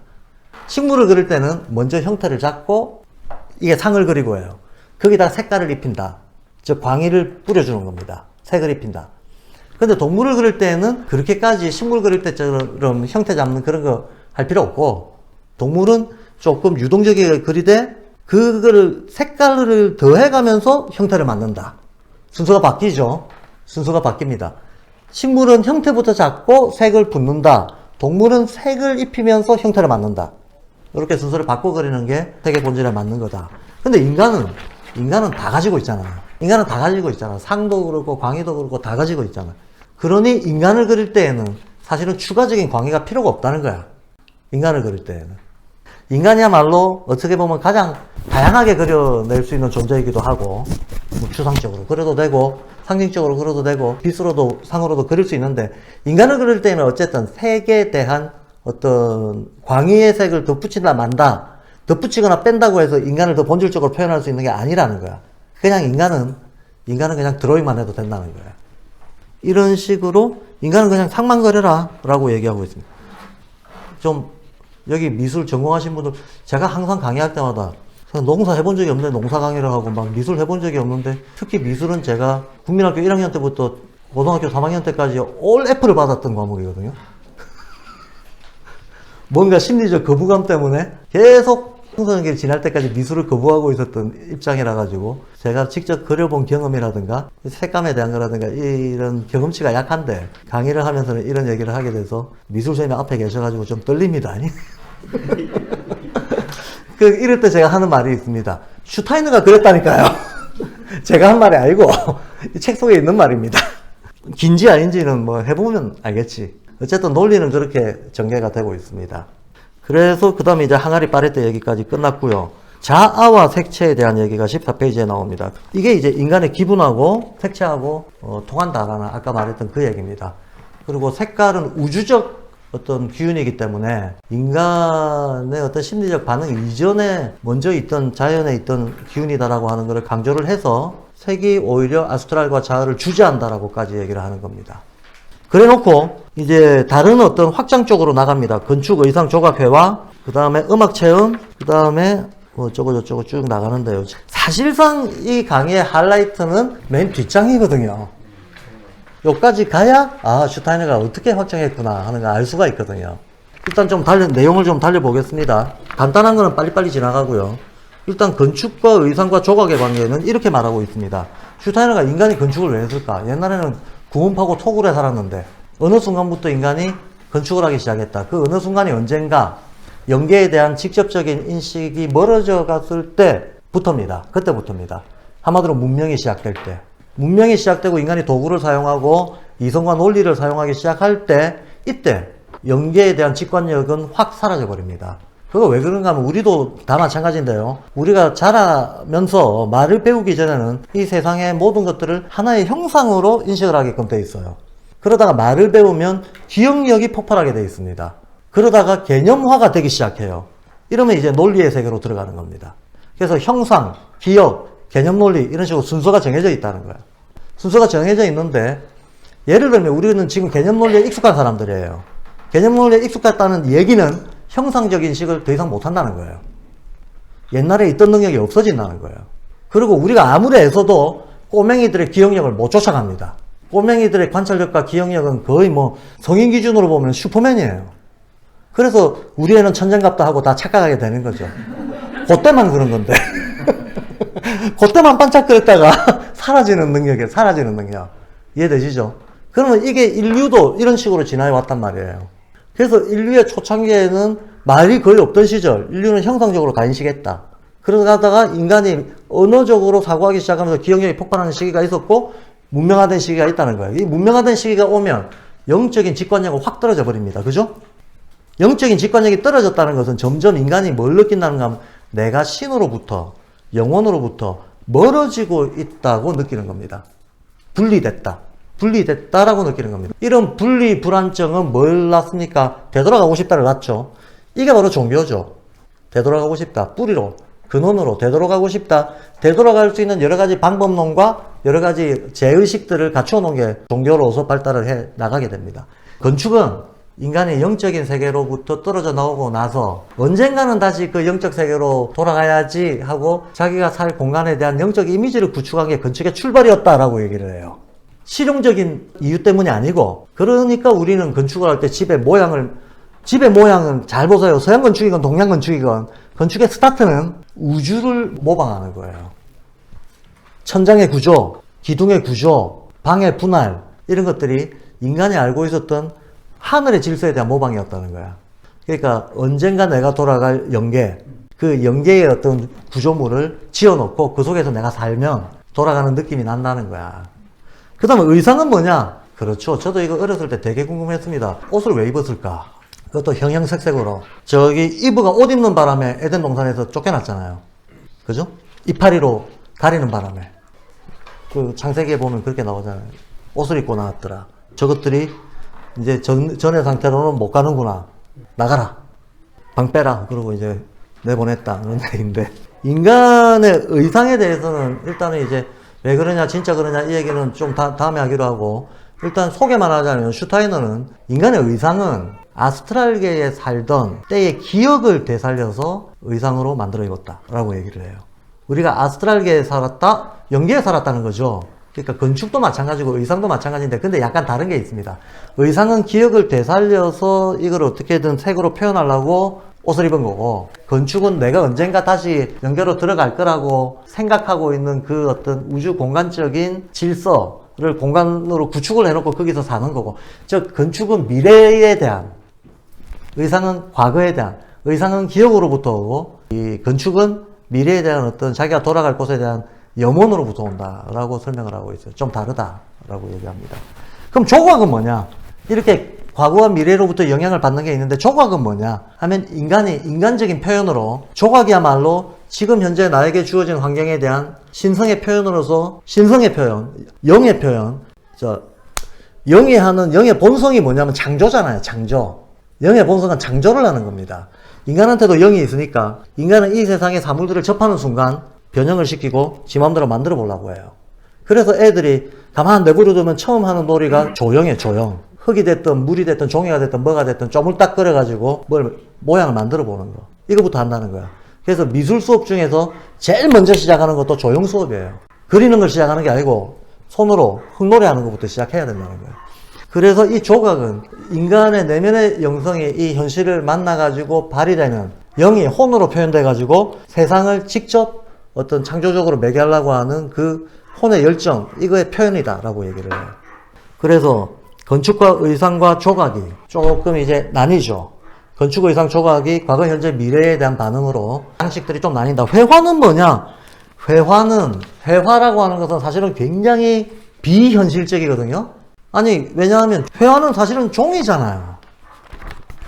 예전에 유명한 포스트 모더니즘 그 그림이 있었는데, 파이프 딱 그려놓고, 이 파이프의 제목이 이것은 파이프가 아니다예요. 파이프 그림을 그려놓고, 파이프 그림의 제목이 이것은 파이프가 아니다예요. 사람 순간 헷갈리게 하는데, 사실은 어린애가 봤으면 이게 파이프 아니지, 종이지. 이게 파이프 그림이지, 이거는 파이프가 아니죠. 맞잖아요. 아마 훨씬 더 유치한 어린애들이었을수록 그거 당연하다고 생각했을 거예요. 그게 무슨 파이프야, 그건 종이네 라고 했을 겁니다. 그러니까 회화라고 하는 거는 이 평면 종이 위에다가 입체적이고 역동적인 거를 끄집어 와가지고 고정시키는 거잖아. 맞죠? 대단히 추상적인 작업이에요. 대단히 추상적인 작업이고 실제로는 비현실적인 작업입니다. 아무리 모방을 한다 하더라도 이건 종이에 선과 색에 불과한 거지. 그 실물일 수가 없어요. 근데 우리가 조형을 한다거나 건축을 한다거나 이건 진짜 물질을 다루는 거잖아요. 이건 3차원적이잖아. 3차원적입니다. 3차원적이고 입체적입니다. 근데 어떻습니까? 이걸 면으로 가지고 들어오는 게 회화라는 거예요. 이렇게 면으로 가지고 들어오는 데는 추상화가 필요하잖아요. 그러니까 인간의 혼이 발달하면서 회화가 나온다는 거예요. 원래는 건축, 의상 뭐 이런 것들만 있다가 건축, 의상, 조형 이런 것들만 있다가 인간의 어떤 의식 진화 과정에서 혼적인 열정이 강화가 되면서 추상화가 강화가 되면서 회화가 나왔다. 이렇게 설명합니다. 그래서 조형 먼저 하고 그 다음에 회화 들어갑니다. 회화 들어갈 때 습식 숫자부터 들어가는 거죠. 이렇게 순서를 잡는데 또 이 회화와 관련해 가지고도 계속 그 15페이지 밑에 보면 조각하고 회화하고 음악하고를 비교를 하면서 이렇게 얘기를 해요. 조각은 아까 말했듯이 3차원 물질을 다룹니다. 입체적입니다. 이게 3차원적이다. 회화는 면에서 움직이는 거니까 2차원적인 거 맞죠? 그럼 1차원적인 건 뭐냐 하는 거예요. 1차원적인 건 없냐 하는 거예요. 1차원이다, 2차원이다 하는 거 눈으로 보이고 말고의 차이잖아요. 예, 눈으로 안 보이는 거 있다는 거지. 자, 회화라고 하는 것은 움직이는 입체를 평면에다 고정시키는 거라고 했습니다. 단지 평면에 고정시키는 게 아니라 아예 사라지고, 눈에 보이는 건 사라지고, 눈에 보이는 건 사라지지만 그 운동성은 남는 형태로 내면화시켰을 때 나오는 게 음악이다라는 거예요. 그래서 음악은 1차원적이다라고 해요. 근데 1차원적이라고 하는 것이 숫자가 1, 2, 3 하니까 뭐 3이 고차적이고 1이 낮고 그런 거 아니죠. 오히려 보이지 않는 것을 다루는 거기 때문에 더 영적이죠. 더 영적입니다. 그러면 이 음악도 여기에는 안 나오는데 순서가 있습니다. 우리가 음악이라고 하는 것을 체험할 때 제일 먼저 하는 거는 복잡한 대위법을 이용한 화성을 이용한 이런 음악은 나중에 하는 거고 처음에 하는 거는 리듬 박자. 이 리듬 박자를 표현할 때 뭐로 표현할까요? 소리로 표현할까요? 아니면 먼저 몸으로 표현할까요? 몸으로. 춤이 먼저 나오는 거예요. 그래서 음악에서는 반드시 춤이 먼저 나오고 그 다음에 멜로디가 나오고 그 다음에 지금 우리가 음악이라고 하는 이것들이 나온다는 거예요. 음악이라고 하는. 그래서 어린애들은 조형과 춤, 조형과 가지를 움직여서 하는 몸동작이나 춤, 이게 아주 중요한 교육적인 단계가 되게 되는 거죠. 근데 이제 이 음악 체험에 대해서 슈타이너가 긴 얘기는 안 하고 살짝 암시만 하고 지나가는데 우리 몸에 있는, 그럼 춤은 어디서 나오는가? 감각에 대해서 신경이 반응해서 나온다 그래요. 감각이 바깥에서 정보를 막 흡수를 하잖아. 그럼 신경이 우리 내면에 있는 감각에는 신경이 다 연결되어 있으니까 신경 속으로 이 정보가 들어갔을 때 이 신경에 들어온 정보에 대한 우리 내면의 반응, 이게 춤이라는 거야.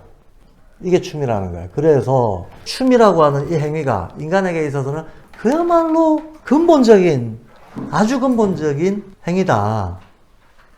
이게 제가 저 자신에 대한 의문이 하나 풀렸습니다. 제가 한 번도 춤을 춘 적이 없어요. 근데 혼자 있을 때 춰요.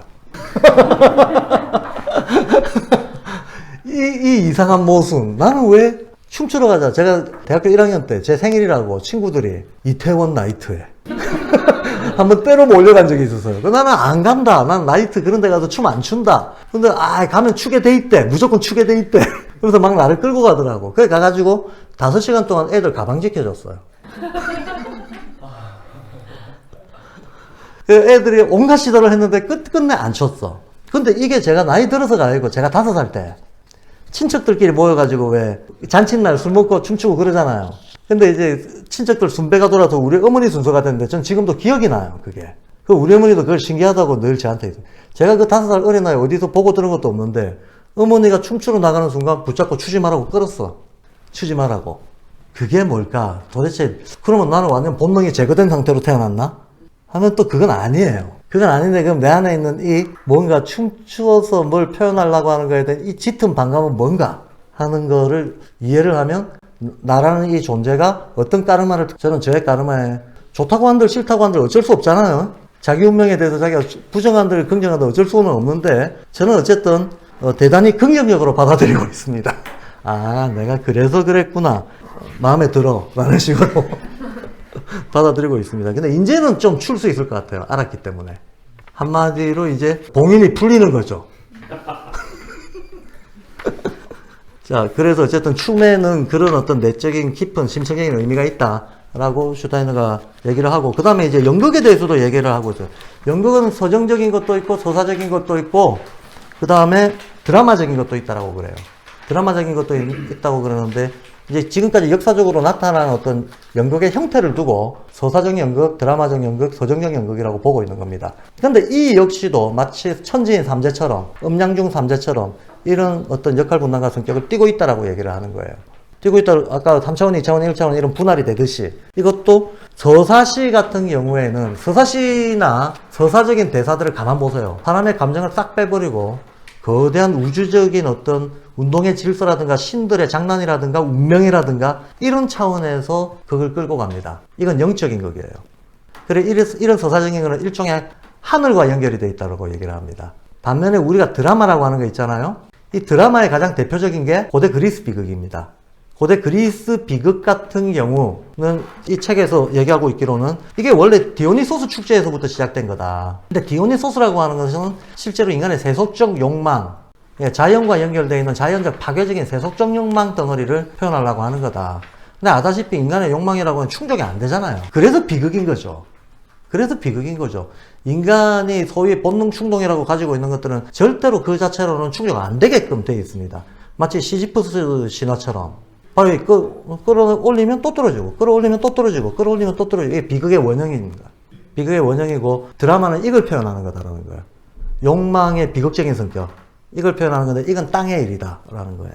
그리고 이 하늘과 땅 사이에 살아가는 인간의 그 외에 다양한 어떤 감성들을 표현하는 것이 서정적으로 다 나타나게 돼 있다라는 겁니다. 그래서 어떤 서사, 드라마, 서정이 어떻게 실은 이렇게 모몬형과 관련해가지고 이런 대비성을 가지고 있는가. 한마디로 드라마는 몸으로부터 오는 겁니다. 몸으로부터. 그 다음에 서사시는 영어로부터 오는 겁니다. 우리의 혼은 본질적으로 서정적이라는 거예요. 그래서 제가 왜 이 서정성에서 뭔가 약점이 있는가를 또 이해했습니다. 왜 내가 춤을 안 추는가 하고, 왜 내가 맨날 머리만 있고 가슴은 없지 않냐라는 장애인 취급을 받는가. 뭔가 좀 일맥상통하는 바가 있더라. 하고, 자, 연극에 대해서 그렇게 얘기하고, 그 다음에 이제 이 책의 하이라이트에 대한 색과 음의 관계에 대해서, 색과 음의 관계에 대해서 그냥 제가 아예 그냥 뒤에 도표를 그려놨습니다. 결론은 이렇게 됩니다. 도레미파솔라시도가 색채환을 한 바퀴 순환하는 식으로 지금 돼 있다는 거 아시겠죠? 한눈에 보이죠? 이렇다는 거예요. 이렇다는 겁니다. 그러면 진짜로 그런지 안 그런지 한번 해보죠, 테스트를.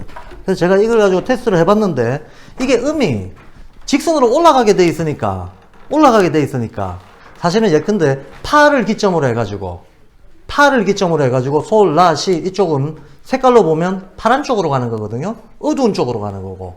그래서 원래 이 순환을 표현하려면 음이 올라갔다 내려와야 되는데 음은 계속 올라가는데 음조만 라시도 이렇게 가버리니까 우리는 이게 가지고 있는 음의 성질을 의식적으로는 잘 못 느껴요.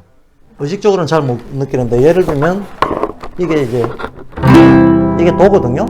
도미솔 도잖아요. 시화음. 요게 말하자면 빨간색이라는 거야. 빨간색입니다. 빨간색은 안정되고, 그죠? 안정되면서도 내부적으로는 뭔가 열정이 가득 차 있고 이런 겁니다. 이게 노란색이라는 거예요. 노란색은 바깥으로 방사한다는 거야. 방사하는 느낌이 드나요? 이거하고 방사하는 느낌이 확실히 들죠. 네. 그 다음에는 문제는 솔인데 솔은 안으로 기어 들어가는 느낌이라는 건데 이게 음이 높다 보니까 그 느낌이 잘 안 든다는 거예요.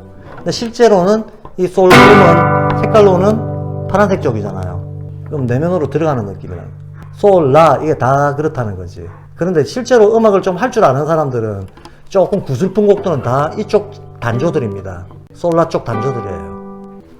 그래서 이렇게 음하고 색하고가 색채환이 보여주고 있는 어떤 기운의 무겁고 가볍고 그 다음에 색채환이 보여주고 있는 기운의 순환과 어떤 상승 하강이라고 하는 게 음에도 적용이 된다라는 거야. 그래서 이런 말이 가능한 거죠. 예를 들면 우리 인간의 어떤 성장 발달도 이런 순환을 그대로 타고 갈 거 아닙니까? 그럼 우리가 이를테면 7살 이전에는 감각이 자리를 잡고 10살 때까지는 공감의 힘에 의해 가지고 감각콘이 쫙 자라다가 그 뒤에는 논리를 받아들이고 어쩌고 발달 단계론이 있죠. 그 발달 단계론에서 표가 나는 우리가 잘 아는 것 중에 하나가 감각콘, 오성혼, 그죠? 의식혼 이거잖아요. 그러면 제일 확장적인 거는 감각콘이죠. 감각콘대가 제일 확장적이죠. 도레미 중에서는 일종의 미, 노란색 같은 거라는 거예요. 노란색 같은 겁니다. 그럼 오성혼은 이 노란색을 일단 멈춰 세우고 개념화하는 거죠. 의식혼은 오히려 이걸 통합하고 수렴하는 거죠. 맞죠? 이렇게 상승, 하강, 곡선이 있잖아. 운동의 흐름으로 보자면. 근데 이 중간에 있는 얘가 오성혼이잖아요. 이 오성혼 때 자아가 제일 강해지거든요. 그렇겠죠? 오성혼의 하나의 꼭지점을 이루고 있는 거니까. 예, 자아가 제일 강해질 때입니다. 그럼 이 꼭지점을 이루고 있는 요때의 색깔은 초록색이에요. 요때의 음조는 도레미파 중에서는 파예요. 그러니까 슈타인은 이렇게 얘기하게 됩니다. 파음은 초록색은 이기적이다. 초록색은 이기적이다. 혹은 파음은 이기적이다. 이렇게도 얘기할 수 있다는 거예요. 마치 파음이라든가 초록색 같은 어떤 그 기운들, 그 기운이 인간한테 작용할 때는 인간은 끊임없이 폐쇄적 자의식이 강화되는 쪽으로 의식으로 나타난다는 거예요. 이래서 예술적 경험과 도덕성이 연결된다라고 하는 얘기로 나가게 되는 거예요. 이해되시죠? 맞죠? 우리는 경험적으로 이걸 너무나 잘 알고 있습니다. 어떤 음악을 들으면 사람이 폭력적이 됩니다. 어떤 음악을 들으면 사람이 차분해집니다. 그거는 음악만 그런 게 아니고 색경험도 마찬가지잖아요. 따라서 음악이라든가 색이 우리의 의식과 연결되어 있다는 걸 우리는 경험적으로 충분히 알고 있습니다. 그렇다면 당연하게도 이제부터는 근데 도덕이 도대체 뭐냐를 또 정의를 해야 되는데, 우리가 보통 알고 있는 도덕은 사회 법질서 잘 따르고 규범 잘 지키는 거 이런 거를 통속적으로는 세속적인 의미에서 도덕이라고 합니다. 그러나 영적인 의미에서 우리가 도덕이라고 얘기할 때는 사실은 동양에서 말하는 하늘의 순리를 따르는 거, 단지 하늘을 종속적으로 따른다는 게 아니라 나와 세계의 관계를 잘 이해해서 거기서 그때그때 필요한 자기 균형을 잡는 능력을 도덕이라고 하잖아요. 그걸 도덕이라고 합니다. 그러면 도덕이란 결국은 어떤 인간이 자기가 어떤 단계에 있든지 간에 자기에게 필요한, 동양식으로 말하자면 중용이죠, 중용. 중용적인 능력을 발휘할 수 있는 거, 이게 도덕입니다. 영적 의미에서의 도덕이다. 그러면 우리는 도덕적인 음악 내지는 도덕적인 미술에 대해서 얘기할 수 있다는 거예요. 이런 의미에서라면. 한마디로 교육적으로 얘기하자면 조기교육은 비도덕적인 거지. 그 발달 단계에 맞는 균형을 깨버리잖아. 조기교육은 비도덕적인 거예요. 조기교육에 쓰이고 있는 음악, 미술도 소재적으로 다 비도덕적이야. 이렇게 되는 거죠. 그럼 적기교육에 말 그대로 적기교육이 구현이 된다면 그 적기교육에서 구현되는 색깔과 리듬과 음악과 이런 것들은 도덕적으로 배치할 수 있어야 된다. 감정상태 연결할 수 당연히 있고, 그죠? 이런 식으로 막 다 연결해. 이런 식으로 다 연결하는 기본 틀을 동양에서는 음양오행을 그 기본 틀로 삼고 있잖아요. 음양오행을 기본 틀로 삼고 날씨를 얘기할 때는 오운육기를 가지고 얘기하고, 인간을 얘기할 때는 천간지지를 다 대입해가지고 명리학을 구성해서 얘기하잖아요. 천간지지, 10천간 12지지의 종합을 가지고 상태가 어떻다 얘기를 하잖아요. 서양 애들은 조디악, 12황궁도에다가 별자리 배치한 그걸 가지고 얘기하거든요. 그럼 얘기하는 틀이 좀 다르죠? 그리고 실제로 별관찰해 보면 위치도 좀 다르고 기후도 좀 다르니까 그만큼의 차이는 있겠죠? 근데 기본 원리적인 아이디어는 똑같잖아요. 이해가 되시죠? 원리적인 아이디어가 똑같다. 그 기준틀을 천문으로부터 가져온다. 그러면 방위에 따른, 위도에 따른, 경도에 따른 그 차이만 있지 실제로 어떤 사고의 원리는 동일한 것이다 라는 걸 알 수가 있습니다. 그래서 요 맨 밑에 제가 이거 영문으로 이게 뭔가 싶으실 텐데, 이게 15세기 파라셀수스라고 하는 사람이 정리해 놓은 거예요. 발도르프 쪽에서 보면 월화수목금토일에 다른 색깔 옷 입어라 이렇게 말하는 유치원에 있다고, 그게 뭡니까 하고 저한테 물어보던 사람이 있었어요. 월화수목금토일을 행성의 색깔로 놓고 그거에 맞는 옷 입으라고 하는 거거든요. 근데 문제는 그 말씀하시는 분들이 그 행성이 왜 그 색깔인지를 모른다는 거죠. 그리고 실제로 그렇게 옷을 입는 것이 우리 의식에 어떤 변화를 줄 수 있는지, 근데 그 전제 조건은 뭐를 교사가 요구한다 하더라도 교사 그 자체는 그 의미에 대해서 완전히 체화가 되어 있는 상태에서 해야지 말 안 해도 이루어지는 어떤 감성적 교육이 가능한 거지. 교사도 이유를 모르면서 매뉴얼식으로 해가지고는 아무 효과 안 나는 거죠. 근데 교사도 이유를 모르면서 월화수목금토일에 다른 색깔 옷을 입으라고 한다든가 이런 거는 실은 비도덕적입니다. 모르면 안 하는 게 도덕적이에요. 모르면 안 하는 게 도덕적인 거지. 모르면서 매뉴얼로 하는 거는 오히려 비도덕적이다. 서로 침묵에 어떤 서로 갉아먹는 짓을 하고 있는 거다. 그런데 요게 이제 파라셀수스라고 하는 사람이 행성하고 인간의 오장육부하고 그 다음에 뭐 나무의 성질들, 금속에 각각의 행성의 영향을 많이 받은 금속 이런 것들을 쭉 분류를 해놓은 거예요. 분류를 해놓은 도표 때 제가 그냥 사례로 한번 보여드리는 거예요. 다 읽으려고 애쓰실 필요 없고 궁금하시면 구글 검색하시면 되고요. 그 다음에 이런 도표는 아마도 음양오행 도표 많이 보셨을 거예요. 제가 굳이 비슷한 도표를 갖다 따온 거는 우리도 늘 하고 있는 짓이다라는 겁니다. 이해가 되시죠? 그래서 결국 유기이론론이라고 하는 거는 아까 처음에 제가 말씀드린 것처럼 이와 같은 의미가 있는 거고, 그거는 또 제가 늘 얘기하는 것처럼 동양 해석은 동서고금의 이 유기이론은 비록 그 표현이 다를지라도 본질적으로 동일한 원리와 구성을 가지고 있다. 그리고 이걸 우리가 잘 알고 잘 통합시키는 게 오늘날의 숙제고, 이거는 결코 매뉴얼로 외워서 될 문제가 아니라 어떤 생명과 운동이 생기고 전개되는 그 과정 자체를 잘 익히고 그 연결되는 확장의 범위를 계속 넓혀 나가서 우리 스스로 의식의 확장을 통해서 얻어야 될 거지. 의식의 확장 속에서 내 거로 얻어야 되는 거지. 이게 냉장고 사용 익히는 식으로 기술적 실용적으로 되지 않는다. 이런 거를 제가 늘 드리는 말씀이지만 오늘의 또 강의 전체의 마지막 결론으로 한 번 더 강조를 드리고 싶습니다. 자, 여기까지 해서 일단 강의 자체는 마치겠습니다.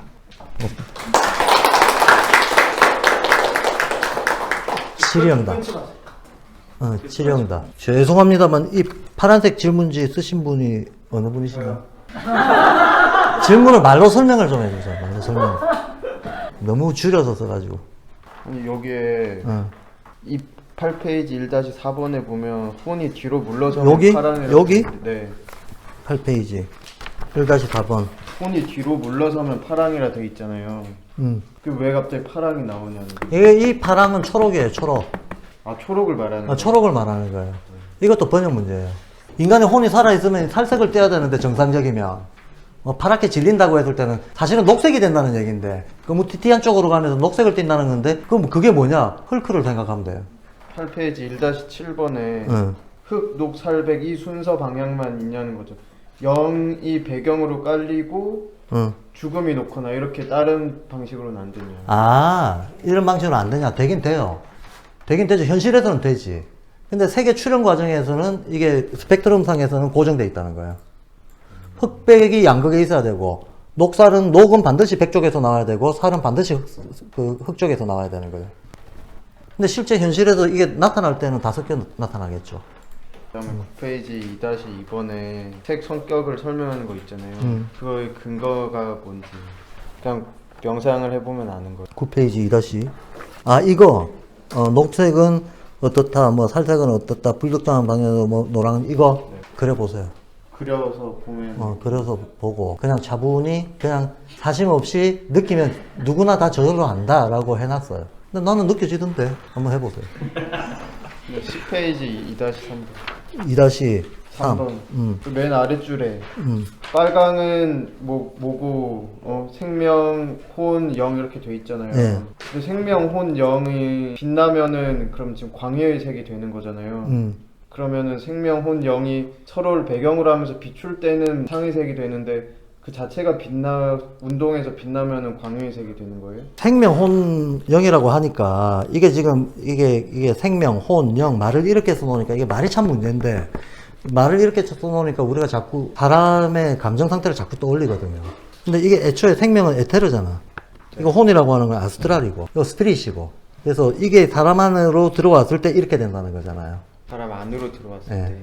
사람 안으로 들어왔을 때. 그래서 에테르가 우리한테 영향을 미쳐가지고 어떻게 되게 되면 빨간색을 떠올리게 된다는 거예요. 그럴 때 우리가 떠올리게 된다. 그렇죠. 11페이지 2-4번 거기에 그 살색을 설명할 때 흑백 운동하는 상태에서 색을 비추면 살색이 된다 그랬는데 그럼 흑백은 상회색이니까 상수고 적은 광회색이니까 변수인데 그리고 또 본질이랑 이게 드러난 상태로 볼 수도 있고 근데 상수가 만들어지는 건 상수끼리 더해서 만들어져야 될 것 같은데 상수에다가 변수를 더해서 상수가 만들어지는 게 좀 이상한 것 같아요. 이거는 살색의 기원을 얘기한 건 아니에요. 살색의 기원을 얘기한 게 아니고 지금 색의 기원에 대해서 얘기한 건 녹색밖에 얘기 안 했어요. 그럼 그 얘기는 공백이에요? 그 다른 색에 대해서는 그냥 녹색이 이와 같은 우주적 기원을 가지는 것과 같이 다른 색깔들도 그 우주적 기원이 있다 라고만 해놓고 다룬 거는 녹색만 다뤘어. 나머지 색에 대해서 얘기한 거는 이런저런 실험에 대해서, 색 실험에 대해서 얘기한 거고, 요거는 실제로는 괴테 색채론에도 나오는 얘기예요. 그래서 살색 케이스는 색의 기원을 얘기한 게 아니다. 이런 식으로 하면 나온다는 거예요. 비슷한 건데 내부적이고 본질적인 색이 상의색이고 외부에 드러난 게 광의색이다. 네. 그렇다면 상의색의 조합으로 광의색이 나와야지 상의색을 만드는데 광의가 필요하거나 그럼 이상하지 않냐. 그렇죠. 맞아요. 그러니까 상해색은 이 우주 공간에도 있다는 거예요. 어딜 가든지 상해색은 아니지. 생명 없는 데는 없지. 에테르 없는 데는 없지만 어쨌든 자연에 보편적으로 깔려 있다라는 거고, 광해색은 어떤 구체적인 개체들이 어떤 빛의 성분을 함유하고 있는가에 따라서 나타나는 거잖아. 그러니까 당연히 상해색이 바탕이고 광해색이 적이긴 한데, 거꾸로 어쨌든 실제로 드러날 때는 광해색 그 자체도 상해색의 영향으로 인해 가지고 만들어진 거니까 거꾸로 광해색을 비춰도 상해색이 나오는 거지. 일단 나타나고 나면 상호 변화는 된다는 거예요. 변하고 난 다음에 발생할 때는 상해색이 체계가 되고 광해색이 용이 돼서 나타나는데, 나타나고 나면 서로 상호작용하고 상호 변화는 된다는 거예요. 그리고 마지막으로 지구의 색이 왜 녹색인가. 사계절과 대천사들에서는 멀리서 지구를 보면 한 방울 물방울이라고 했으니까 그럼 파란색이어야 되는데, 그다음에 녹색은 물체를 배경으로 해서 에테르가 비춘 건데, 그러면 지구의 본질이 물체를 배경으로 하는 에테르란 말이냐. 됐고, 이거는 뭐냐면 저기 대천사 때 멀리서 보면 수온으로 보인다. 그거는 진짜 우주에서 봤을 때 수온으로 보인다는 거예요. 아니, 우주에서 봤을 때 수온으로 안 보이는 별도 있나요? 별이 빨주노초 파란보 별 있어? 없잖아. 전부 흰 점이잖아요. 태양 같은 함성. 그건 그렇죠. 별이라고 했을 때. 그러니까 지금 대천사 때 멀리서 보면 빛나는 별로 보인다라고 했을 땐 진짜 막막한 우주 공간에서 내려다봤을 때 그렇다는 얘기야. 그리고 그거는 지구만 그런 게 아니라 다 그래, 다. 그래서 우리가 은하수라고 하잖아요. 은이라고 하는 것 자체가 흰색을 얘기하는 거잖아. 은의 색깔이 희잖아요. 그리고 물처럼 흐른다. 이거 움직이는 걸 얘기하는. 모든 별들은 그렇게 보인다고. 그거는 우주에서 봤을 때 그렇다는 거고. 지금 이거 우리가 색 얘기를 하기 위해서. 색으로 본질을 표현. 그렇죠. 색으로 우리 주변의 어떤 것들을 표현하자면 그럼 지구의 기본색이. 본질이란 물체를 배경으로 하는 에테르체라는 거예요. 그렇지. 현재 우리가 살고 있는 이 지구는 물체를 전제로 한 에테르체의 세계 속에 그거를 바탕으로 깔고 있는 때에 우리가 살고 있다는 거예요. 그래서 수온으로 보인다와 흰걸로 보인다, 녹색으로 보인다, 그런 거는 대립되는 게 아니고 보는 퍼스펙트가, 포인트가 다른 거지. 질문지가 그밖에 없어요? 네. 다른 분들은? 예. 제 고민인데요. 일단 선생님께서 너무 잘 정리해 주셔서 그동안 제가 궁금해했던 것들이 너무 잘 질서 있게 정리가 된 느낌이라서 감사드리고요. 그러니까 저는 미술파트에서 이제 작가로 활동을 하고 있는 입장에서 이렇게 슈타이너가 색으로 인해서 어떤 본질에 대해서 이야기하고, 그 다음에 색을 하나하나를 다 어떤 형질이고 어떻게 우리가 바라봐야 된다는 걸 제시했다는 것이 굉장히 놀랍고 도움이 되거든요.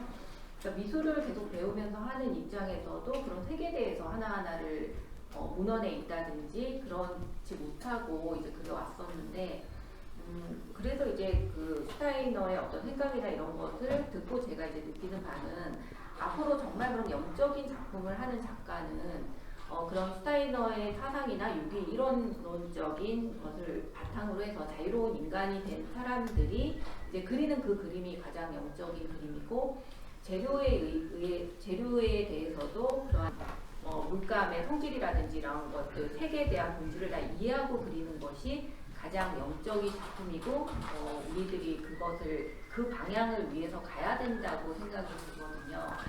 근데 이제 미술이 워낙에 다양성이 있다 보니까 여태까지는 굉장히 막 물질적인 작품들도 많이 나와 있고, 그것이 유행이 됐었고 이슈가 되어 보면서 쭉 그 흐름에 따라서 왔었잖아요. 그러면 앞으로는 정말 그런 영적인 작품과 우리가 좀 바라봐야 되는 부분에 대해서 선생님의 견해가 궁금해요. 제 견해요? 네. 이건 질문이 아니고, 그죠? 질문이 아니고 그냥 영적으로 살아야죠. 작품도 그렇게 영적인 작품이 앞으로의 시대에는 저는 그렇게 생각합니다. 실은 슈타이너가 얘기하는 거라든가 예수님의 말씀도 마찬가지고 우리가 성인들로부터 배우는 어떤 가르침, 성인으로부터 얻는 가르침, 배움 이런 것들은 인류에게 하나의 이정표를 제시하는 거잖아요. 이정표를 제시하는 거고 우선은 그 이정표가 어디를 지시하고 있고 왜 그걸 지시하고 있는지를 이해하는 것이 대단히 중요하고 근데 이해를 했다 하더라도 과연 내 삶에서 그걸 얼마나 구현할 수 있는가라는 문제 또는 그 시대가 그 이정표의 방향에서 얼마나 궤도가 이제 일탈을 하지 않고 소모를 줄이고 할 수 있는가라고 하는 문제는 아주 다양하게 다르지 않겠습니까? 아주 다양하게 다를 테고 근데 그 많은 다른 것들에 대해서 그때그때 시시비비를 가리거나 단정하고 낙인 찍는 거는 적어도 영적인 입장에서는 일체 할 일은 아니다라고 생각해요. 다만 그럼에도 불구하고 우리가 조금 더 인간이 본질적인 어떤 삶의 본질적인 진리에 가까이 가려고 하고 자기가 성장하려고 한다 그 어떤 표현이 뭐겠는가 하면 뭐 말 그대로 끊임없는 노력을 하는 것 뿐이겠죠. 그 전제 조건은 다만 적어도 발도르프 학교의 교사가 된다든가 또는 발도르프의 인지학을 기반으로 한 어떤 자기가 예술활동을 한다든가 했을 때는 자기의 능력과는 무관하게 그 이정표를 정확하게 이해하고 받아들여야 된다고 저는 생각해요. 이게 되게 중요합니다. 이해하고 받아들여야 됩니다. 이해하지 않고 받아들이는 거에 대해서 금욕주의와 질병이라고 하는 조그만 강연록이 있어요. 우리나라에는 김광선 선생님이 그걸 번역을 해서 문고판으로 만드셨거든요. 거기 보면 금욕주의에 대해 가지고 건강한 금욕주의도 있고 아주 병든 금욕주의도 있다라고 나옵니다. 건강한 금욕주의는 딴 게 아니고 옛 사람이건 지금 사람이건 자기가 어떤 방향을 바라보면서 수행을 위해서 단련을 위해서 필요해서 금욕을 하는 거 그거 좋은 거다. 좋은 거다라고 봅니다. 근데 억지로 자기가 욕망이 있는데 참는 거 그건 나쁜 거다. 근데 나쁜 종류도 몇 가지 이제 모델 케이스가 있다 그래요. 자기가 실제로는 고기를 먹고 싶은데 억지로 고기를 먹는 걸 참는 거. 그러니까 나쁜 거고. 또 심지어는 이제 채식주의자의 말을 아예 들으려고도 안 하는 거. 근데 슈타이너는 들으려고도 안 하는 건 차라리 자기 보호라서 이거는 덜 나쁘다. 제일 나쁜 거는 받아들여. 받아들이면서 실제 이해도 못했고 욕망도 살아있어. 이 상태에서 그냥 그저 어거지로 받아들이는 거. 이게 제일 나쁜 거다. 라고 얘기를 합니다. 욕망도 살아있고 이해도 못한 상태에서 매뉴얼을 따르는 거 제일 나쁘다라고 합니다. 이거야말로 최악이다라고 합니다. 그거야말로 실은 강렬한 자기애다라고 해요. 양손의 떡을 다 잡고 싶은 자기애다라고 이런저런 설명을 하고 있는데 이 경우도 마찬가지죠. 우리도 이래야 한다라고 하는 어떤 규범으로서 이걸 받아들이면 큰일 난다는 거예요. 그건 아니다. 자기는 A 그리고 싶은데 이렇게 그리라고 하니까 이렇게 그린다? 그건 아니다라는 거야. 그건 아니다. 그러고 차라리 내가 A 그리고 싶으면 A 그리는 게 맞다. 그러나 적어도 발도르프 교육을 구현하려고 한다든가 그것이 예술을 통해서건 교육을 통해서건 한다면 지금 내가 구현할 수 있는 능력과는 별개로 이 이정표에 대한 이해와 어떤 노력하겠다라고 하는 의지 저는 뭐 그거 말고 우리가 할 수 있는 게 있겠나. 구체적인 어떤 성과 이런 거는 뭐 개개인한테 달린 게 아니잖아요. 모든 시대의 때와 뭐 환경과 온갖 종합작용에 달려있는 거니까 성과는 아무도 장담할 수 없죠. 아무도 장담할 수 없고 그때가 언제 올지도 아무도 모르지 뭐. 그냥 제 의견입니다. 답은 아니고. 어차피 답을 물어보신 건 아니니까. 아이고 30분입니다. 빨리 밥 먹어야겠습니다. 예, 마치겠습니다.